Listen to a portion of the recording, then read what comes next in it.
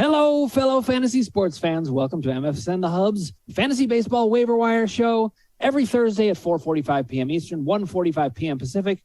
I am here with Casey Vlad to the Bone Scheinvold. He can't kick that name, even though it's a baseball name. Man. And Ross the Boss. Hi, everybody. I'm Ross the Boss. And I want to talk NBA waiver wire with you, cowboy. Guys, I've been watching NBA. Memphis, first of all, 10 in a row. They look like the hottest team right now. I'd say 10 in a row qualifies. 10 in a row. Jay Morant, best point guard right now in the NBA. Better than Steph Curry, Casey Scheinfold. Better than Steph Curry. I'll still be happy with Steph Curry on my fantasy team. Okay, fine. And, also Kyrie Irving's back. He'll play away games. He played last night against the Bulls, who I like in the East. The Bulls got blown out. Brooklyn beat them pretty badly. I think with those top three guys, Durant, Harden, and Irving, I don't see them losing the East. If Irving can play just away games, I think they'll do well. I mean, so essentially what you're saying is Brooklyn wants to not have home court advantage. No, I think you're right. That's a good philosophy. I mean, do you play for the 5 seed so you're like away? It is a very interesting thing. And listen, for fantasy purposes, since of course this is a fantasy sports show, do you really want Kyrie Irving on your team anyway? He's explosive, but unless you've got at least 3 road games, he basically. But don't you think? Let me ask you a question. Don't you think like he's playing now? He's having a good time. They're winning. He's getting along with his teammates. Don't you think he's just going to cave in and say, you know what? I'm going to get the shot. I'm going to get the Johnson & Johnson shot at least. That's all right. I have a response to that. Okay. It comes in the form of a question. Have you ever watched Kyrie Irving at all? There's no way in hell he's doing that. No, you don't think so? No, Kyrie he's completely inflexible when it comes to the ways he's inflexible. He's so inflexible. I make this joke all the time. He won't even let the earth be round. I know. It's flat. All right, guys, let's dive in. One more thing. Lakers lost last night. Embarrassing loss to Sacramento. Westbrook, we call him here on the show. 2 for 14. He only had 1 turnover, though, but his mind someplace else. The Lakers have to trade him. They have to get rid of him. He's not helping them. He's not having a good time playing with LeBron. I don't know if you guys saw this, but they showed LeBron looking at the stat sheet between quarters, and I think he saw like Westbrook's like numbers through the fourth quarter, and I think he glazed at him, gave him he shook his head when he saw him. I mean, but in all fairness, I never heard anybody say, wow, that's a great idea. Westbrook and LeBron James, let's send Brian Westbrook to LA. It'll fix all their problems. Like, I mean, come on now. Nobody. The thing about that is, but you remember, you know who pulls the strings for the Lakers? It's not their GM. It's not Jeannie Buss. It's LeBron James. So it was LeBron's grand idea to have Carmelo Anthony, Rondo on the team, but he's traded to Cleveland, and he had a pretty good game when he came last week when he made his first start.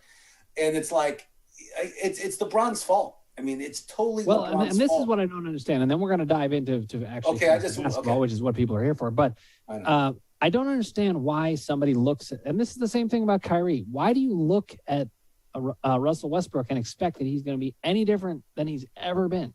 He's going to do the exact same thing. I don't know why LeBron pulled the strings for that. And as a Cavs fan, as much as I love LeBron, he would often pull strings based on something that he wanted, but it wasn't always the best idea, even though he can be brilliant. He is who we thought he is, the Denny Green of fantasy basketball there. Exactly. All right, guys. Well, let's dive in. We're going to talk about players who are rostered 60% and under on Yahoo. That's just the way that we delineated because we're trying to give you guys useful pickups in your fantasy basketball season. We're going to start with guards. Now, remember, they can qualify at point guard, they can qualify at shooting guard, or they can qualify at both. You're even going to get some people on this list that are maybe shooting guards, small forwards, but ones that we consider to be ones that you'd probably slot in at guard more often. So I'm going to start with you, Ross. I want to know who's one of your absolute top pickups at guard, 60% and under. This guy's a starter. He plays for Miami Heat. He went to University of Michigan. His name's Duncan Robinson. Pretty easy to remember his name. Tim Duncan, David Robinson, played for the Senators. Just combine them together, you get Duncan Robinson. He's been averaging 17 points a game, 3 rebounds a game. He's playing 30 minutes a game, and I told you, the coach said he's going to start him. and playing in that lineup. And he can play the forward position too, I believe. But he's a shooting guard. And he had COVID for a while. I mean, he was off the list, not playing for at least like 5 or 6 games. And when he came back, he had an unbelievable game. And now he's back and he's scoring and giving him the ball. So Duncan Robinson, pick him up now if you can. All right, now I have somebody specific in mind, but Casey, I don't want to step on your toes. I'm gonna give you a chance to steal my guy. Go ahead. No, I know who you're going with. I'm not going to take him. I'm going to go with Kobe White in Chicago. Yes. We talked about him last week. He's been playing great. He's averaging 30 minutes a game, so he's getting the run. Even with Lonzo Ball, even with all the other guards they have in Chicago, they're still finding a way to get him on there. He's averaging 60% from the field in the last 2 weeks, scoring over 17 points a game, getting rebounds and assists, a steal a game. So he's a guy who I just think – we talked about him last year as a sleeper, and he was a bit of a disappointment. So I think he kind of was one of those post-hype kind of guys this year, and now he's actually starting to deliver. So that's who I would. And he cut his hair. But the problem with Kobe, he cut his hair. He doesn't have that. Maybe that's what he needed to do. Maybe he was too focused on the hair to play basketball. I think it's a good pickup too. I was worried, like we talked about last week. I was worried about his playing time with those great guard play they have in Chicago, but he's getting play time. He's my second best pickup in guard play for this week. I agree with you, Casey. I actually totally agree. And look, I know our poster child this week was Gary Payton II, who we call Little Glove.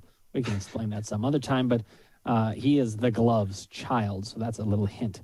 But I think that's a great pickup. The other and Gary Payton, by the way, I think is a great pickup too, but not as good as White. White to me does actually stand out in these teams, and it's what Ross said. Even though they have that great guard play, if you are playing as well as Kobe White is, you're going to get playing time. You're going to work your way into that. And things are working in Chicago. They're the number 1 seed in the East right now for a reason. They're and for many reasons, actually. You never get there for one reason.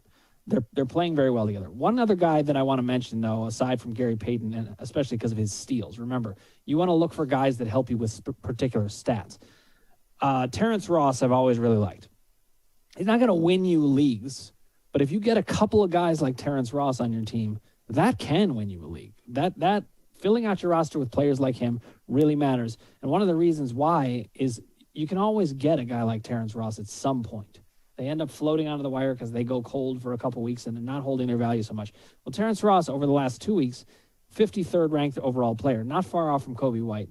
He's 92% from the free throw line.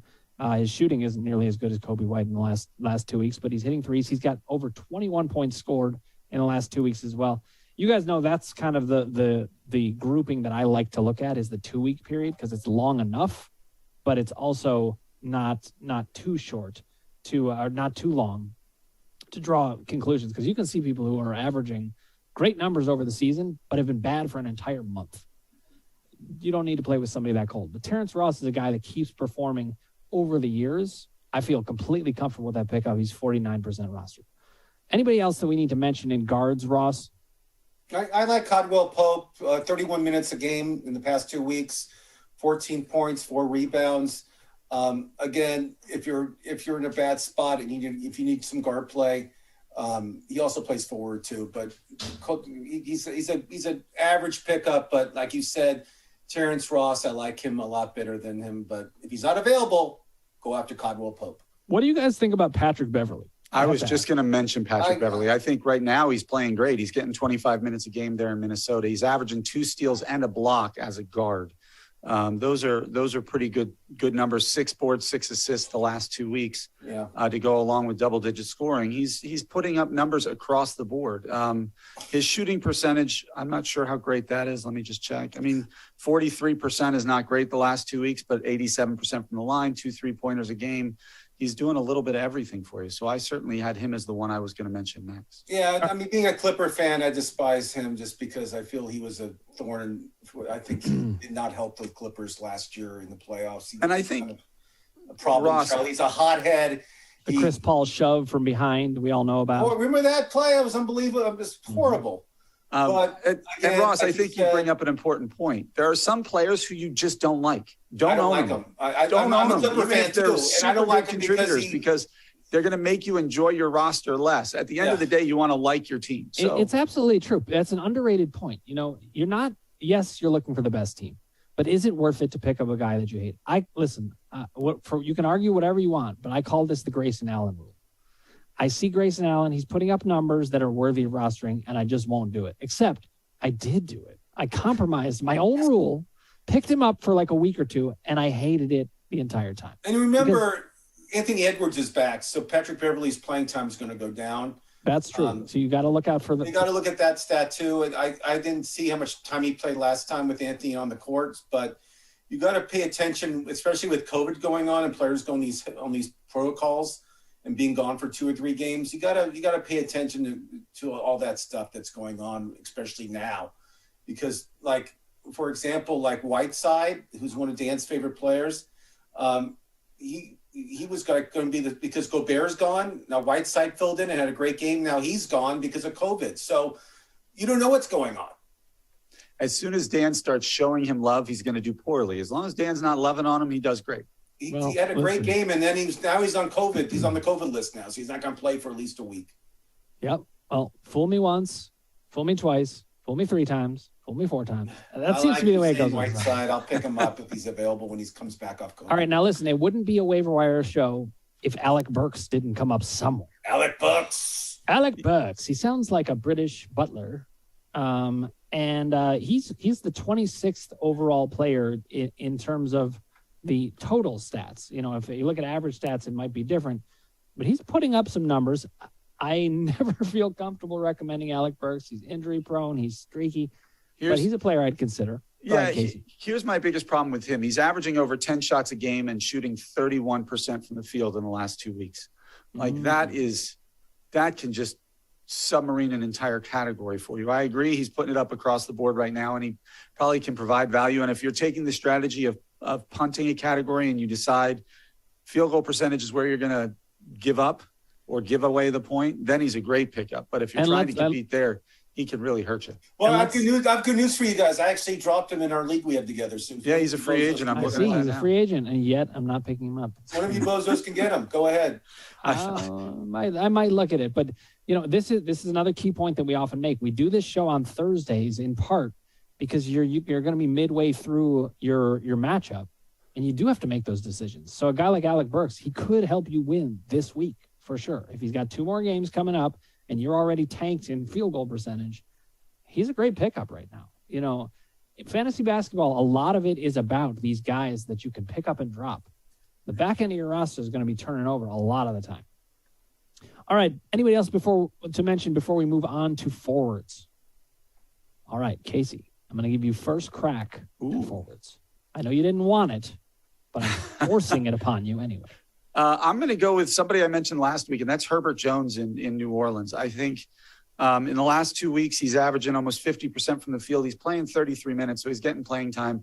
Zion Williamson, gosh knows when he's going to be in playing shape again and what playing shape's going to look like when he gets back.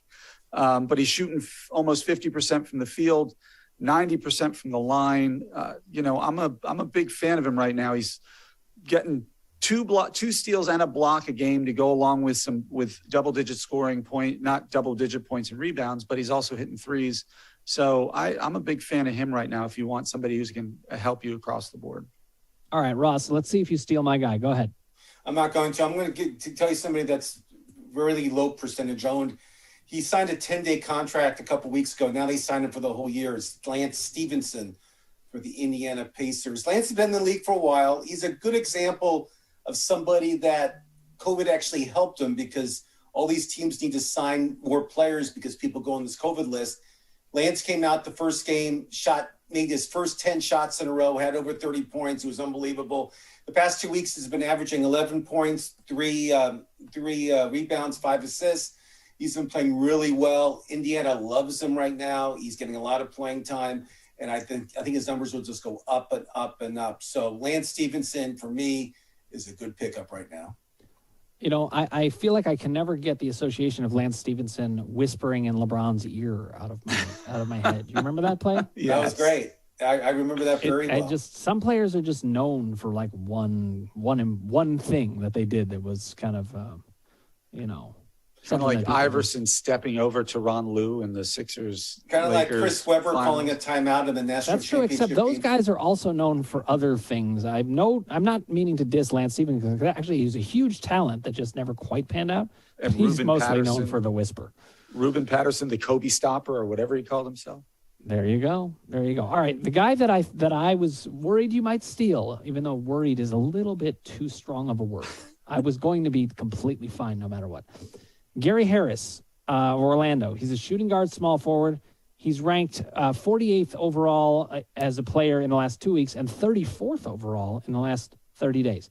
This guy is really putting it all up. Now, he's the kind of player that maybe a lot of people aren't going to pick up so much, either because he's on a bad team or maybe they don't see him keeping it up. That's not a bad team. They're the worst record in the NBA right now, but keep going. Okay, but you're making my point for me, because there's no distinction in fantasy sports. It doesn't matter if you're playing for the worst team. What matters if you want to sit at home and watch your fantasy player play on a bad team. Okay, listen, if you're looking to watch the game, I understand. But a lot of fantasy sports is a numbers game. I once won a baseball league without watching a single pitch. Now, I'm not saying that's the way to do it. I think you can actually get a lot of value from watching the game, especially in football. But, in basketball, you can really track the minutes and you can track the stats. There's certain sports that are just easier to track. I don't care who Gary Harris is playing for. The numbers he's putting up, I want him on my team. Okay. All right, back to you, Ross. Anybody else, or Casey, either one of you jump in. Yeah, Atlanta Hawks, Kevin Huerter, he's been on the COVID list. He's been injured.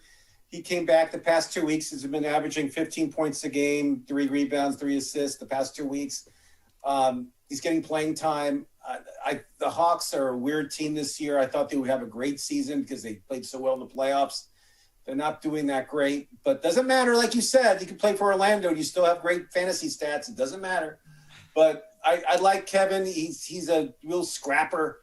And if you need a forward, I think the forward position this week is the most weakest position for me. I just don't feel there's that much talent that's under 60%. But Kevin Huerter, I do like him. Pick him up if you can. Well, and that brings up an interesting thing. I don't know if you're aware of this, but there was a trade in the NBA today. Cam Reddish, part of that crowded Atlanta swing position that we always liked him. He was traded to the Knicks today for Kevin Knox and a first-round pick. And this is a guy who's crazy talented. And I don't know I doubt he's 60% owned. I haven't looked it up. But he'll probably get a lot more playing time. He's already had 2 30-point games this year playing in that crowded backcourt. He shoots 40% from the field on the year, 90% from the free throw line. So if he's getting more numbers and he's going to be back with RJ Barrett again, that's somebody you could consider to pick up and see if the change of scenery brings out kind of the player we thought he was going to be. But the guy I'm going to mention is Cameron Johnson in Phoenix. We've talked about him a couple of times. He's still only 53% owned, even though in the last month he's the 30th ranked or near the 30th ranked player in fantasy. No, he's actually he's ranked 18th in the last month. I do not understand why he's not more owned. And he's doing everything: points, rebounds, blocks, steals, shooting 90% from the free throw line, 53% from the field. I mean, I don't understand why he's not an automatic own at this point. He might be the top forward to pick up. Maybe it's because he plays for a bad team. Oh, wait, that's not the case. No, the problem is they have a lot of big men there in Phoenix. And so the question is he going to keep doing it if he hits a cold streak? Does he not play anymore with Jalen Smith and DeAndre Ayton and that whole crowd? So, but even so, when you're putting up those kind of numbers, it's absolutely ridiculous to have him not be more rostered. It just seems crazy to me. By the way, as I was scrolling through, I suddenly realized there was a guard I forgot to mention. So we're going to back up for a second. Who is it? I'm curious to see who the guard is. I like this guy. I have him rostered on my team. He's Denver Nugget, Facundo Campazzo. I love his name. I said it last week. That was the top name last week. Yep. I didn't. Okay, see, I missed last week. So, we talked about him. His numbers have been going down every game, but if you like him, pick him up. Listen, that's such a passive aggressive way to tell you it's a bad pick. Yeah. All right. Well, hey, whatever. I think his numbers are going down some, but they're still actually quite good.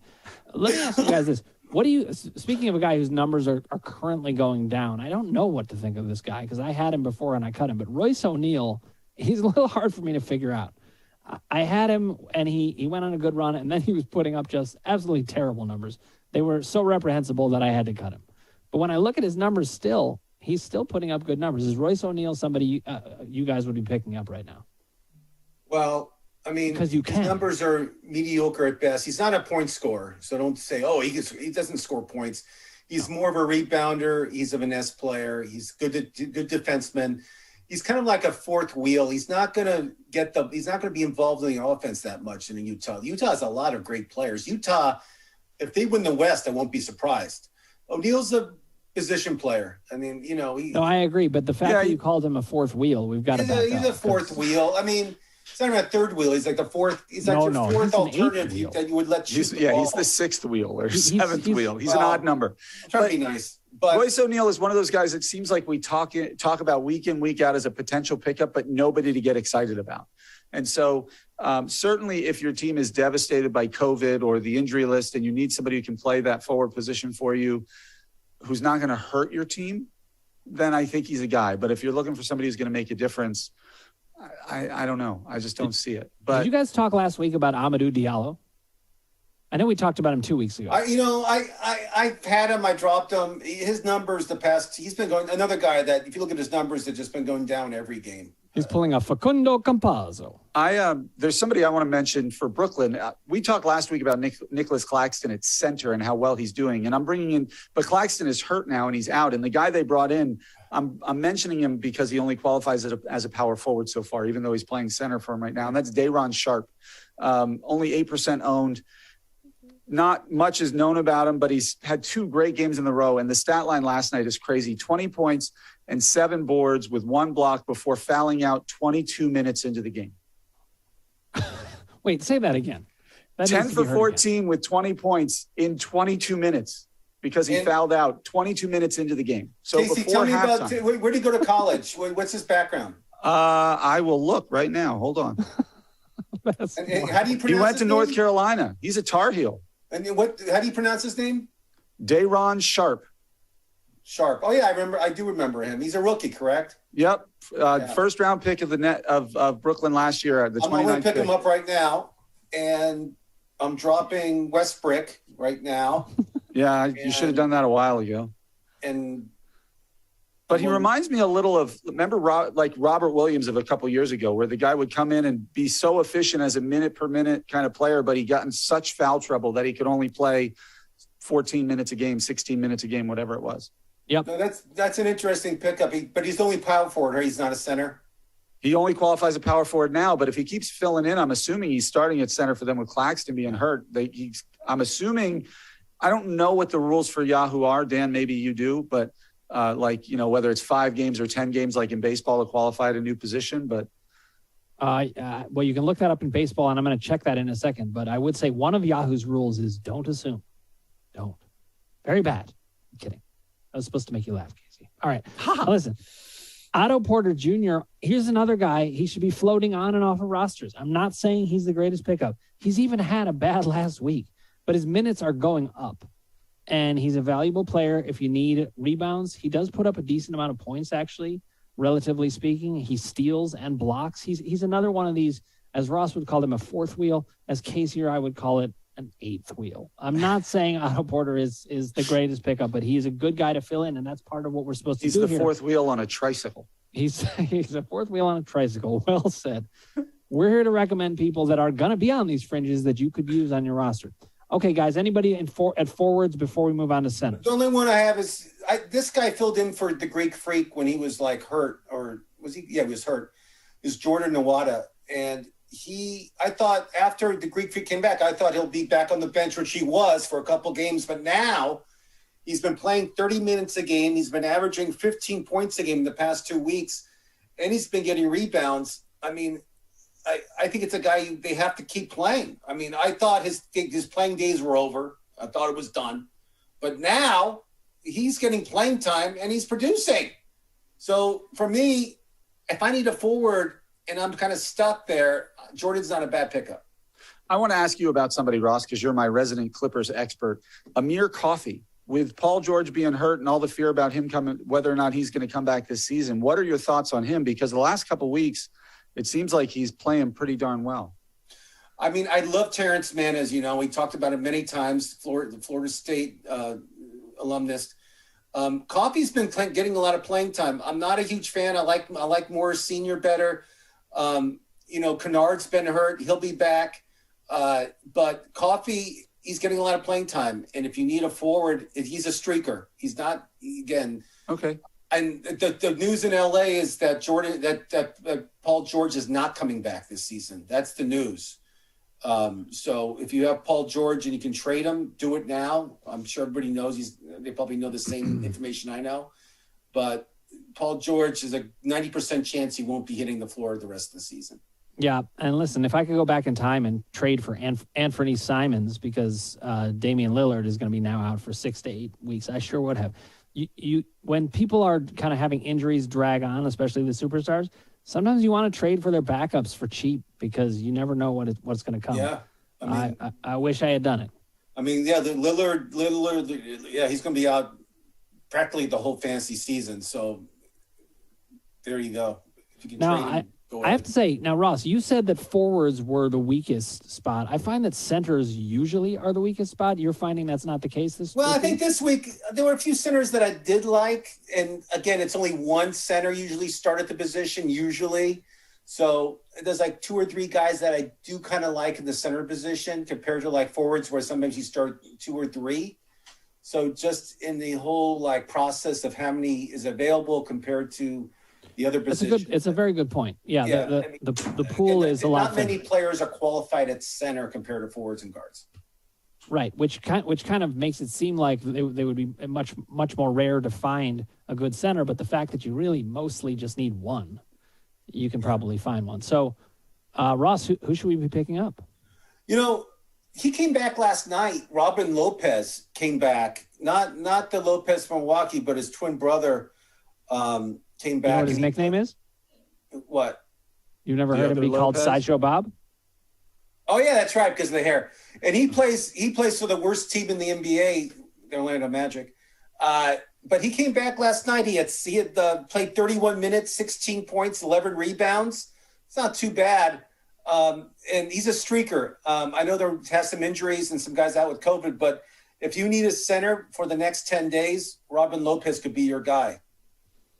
Listen, I like how you flip-flopped on that. You were like, no Orlando Magic, except for Robin. Well, I did mention they're the worst team in the NBA, and their winning percentage is like under 30%. So I still, okay, so LaMarcus Aldridge is injured right now, yeah. and the injury seems to be dragging on, but that has led his numbers to drop low enough that if you have an injured spot, I would scoop him up. I mean, I think he's a good player to have. What do we think about, is it Mason Plumlee? I get confused if it's Mason or Miles because there's both. But Mason Plumlee, he's a very underwhelming pickup, but he could be the kind of pickup that you look for. Let's say you're tanking free throws this week. This is an end of the week pickup. I'm not recommending him for the long haul, but free throws, he's going to kill you. But his field goal percentage is going to be high. He's going to get a lot of rebounds, decent amount of steals and blocks. He's a decent pickup. I'd rather go with LaMarcus Aldridge, though. It's hard for me to not go with the upside pick, generally speaking. Another guy that I like, although he's injured right now, is Larry Nance Jr. He's got a knee problem right now, but they revealed no structural damage. Even though I'm a mind body guy, I know that structural damage stuff. Come check out Crushing Down, you'll see that. But he's got a clean bill of health, even from the people who are botching that. And Larry Nance Jr. is another role player kind of guy, but he's somebody I could see filling in general. And him qualifying at center really helps. And I like Portland a lot. I think they're a team with a lot of versatility. Well, they're missing their major stuff. I mean, C.J. McCollum hasn't played much this season. Mm-hmm. Lillard's gone for the season. But that can actually help Larry Nance Jr. There's a lot. That's what I'm saying. They're missing their stars. Sure we're on the same page. And Casey, you've been quiet during the center conversation. I'm curious to see who you like. I thought centers were pretty weak. I still think Nicholas Claxton, even though right now he's out, is a decent pickup if you can put him in your injury spot, because when he comes back, he's going to be playing again, and he was playing really well.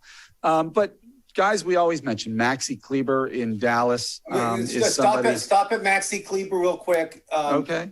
31 minutes a game, 9 points, 7 rebounds, 1 block. I mean, the past 2 weeks have been averaging pretty good numbers, and he gets a lot of playing time. So like you mentioned, I like him a lot at that center position, because unless you have one of the top tier guys, he's a guy that can fill in and get actually some pretty good numbers for you. Yeah, it's almost like it's similar to the catcher position in baseball. Like there are 3 or 4 that contribute, and then the next kind of 16 are all sort of in that same range. The other guy I was going to mention was Kevin Looney in Golden State. He's been playing a lot now. I know Wiseman should be coming back soon. That'll cut into his minutes. I understand that. But he's playing 25 minutes a game, shooting 50%, 6 points, 9 boards, a steal, almost 3 assists out of the center position over the last 2 weeks. So he's another guy who, if you need somebody in that power forward center spot, can really help you across the board and give you some numbers that'll really help. So I was gonna say Looney and Kleber were the next 2 guys on my list, but Kleber I like a little bit more. You guys know I've always liked Maxi Kleber. He often gets injured, his minutes bounce around, but he's a unique player because he hits threes and block shots. Sometimes that's the kind of guy you want to go after, is the guy that fits perfectly on your roster. Kleber could be that guy. He's from that European mold of a guy that's 7 feet tall that shoots the three. I'll have Dirk Nowitzki. They're both German. Again, Max I like. He's not going to win you any leagues, but he's not going to hurt you either. I totally agree, but it is true. Once you hit center, it gets pretty thin. So there's one more guy I like, Trey Lyles of Detroit, the second worst team in the NBA. I see the worm has turned. He's been averaging the past 2 weeks 12 points a game, 7 rebounds, at least close to a block a game. He's been a weird. If you look at his stat sheet, it's weird because there's games that he's like has 20 points, and there's games that he has like 8 points. So it's hard to figure out what he's up to, but it's not a bad guy on a streaking type situation to pick him up. I know he plays with Detroit. I know they've been getting blown out in a lot of games. I mean, blown out. I mean, not by 10, but by like 30. I mean, they're a bad team. And I have Cade Cunningham on my fantasy team against you guys. And it's sad because when they're getting blown out, they take them out, and they take out their stars and they put in their bench. So for me, I've been losing a lot just because of that fact. But Lyles plays a lot. I mean, that's the whole thing. He'll get the playing time with the second team or first team or third team. They put him out there. So if you need a center and you want to watch the Detroit Piston team that's really bad, pick up Trey.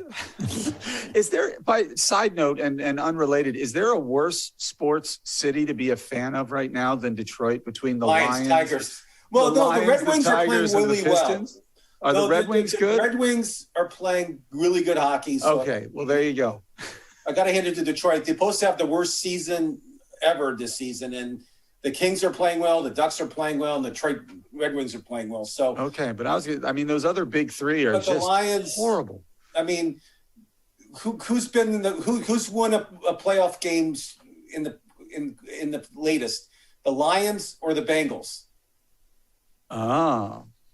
I don't know. It's the Lions. It's got to be the Lions. Yeah, because the Bengals were 1991. We just found out that no one had ever actually sent it. You guys texted me that, and I texted you guys that exact quote. So somebody has texted it. It's not true. Yeah, but I said even though they didn't actually win. One. That's right. All right, guys, this has been fun. We've provided a lot of good names to think about, to pick up, and that's the whole point here: is know the back end of your roster, what you're going to need to compete, especially when it gets to around Thursday. You're in the middle of your matchup. You got to look at those stats. If you can eke out a 5-4 win that you shouldn't get, go grab the stats you need. Don't be afraid to turn over the back end of your roster. Guys, this was a pleasure as always. For the fans out there, please put your comments below. We love to talk with you. We love to talk fantasy sports with you. If you haven't already, click subscribe, ring the bell for notifications, hit like if you like what you're hearing, and put your comments below, as I just said. All right, we will see you same time next week. Thanks for watching. Hey everyone, Castle Master here. overload of knowledge and part-time customer service rep for Killcliff. Wanted to announce my new Killcliff Octane CBD flavor, Killer Cliffsicle. Yeah, that's right. It's orange and vanilla yumminess. Whoa! I know your drink hole is going to be happy because I know everything. Just go to killcliff.com and get yours today.